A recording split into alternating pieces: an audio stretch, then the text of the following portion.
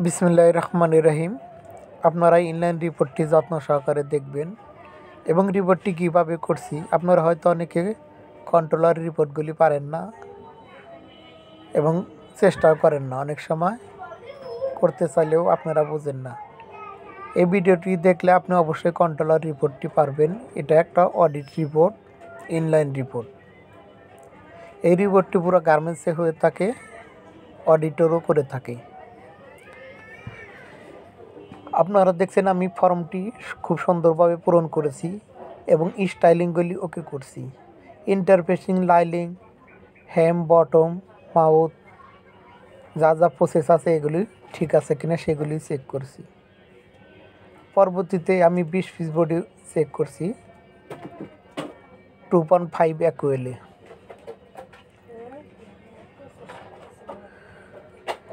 এখন কি পাইছি আমি অল্টার, সেটাও please add side cut stitch, অর্থাৎ সাইডের কট স্টিচে প্লিজ পাইছি 1 পিস মাইনর লিখেছি ডান পাশে।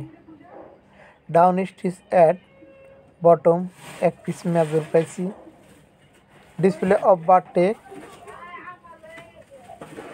Loop slanted and back pocket 1 piece পাইছি major. Short stitch at back pocket 1 piece major.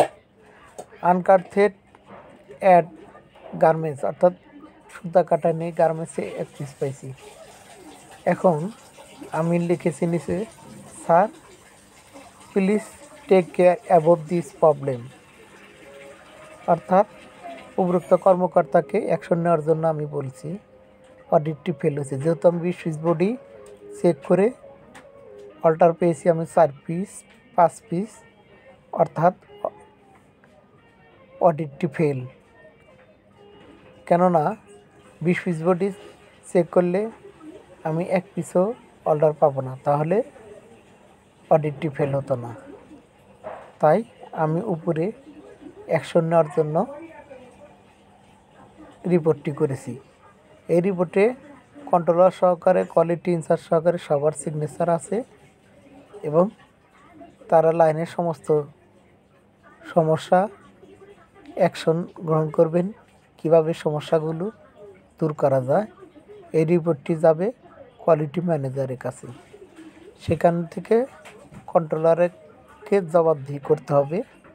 এভাবে ইনলাইন রিপোর্ট করা হয় এবং জিপিকিউরাও এই বিষয়ে ভেবে দেখবেন কী জন্য এত অল্টার হচ্ছে এবং অ্যাকশন নেবেন।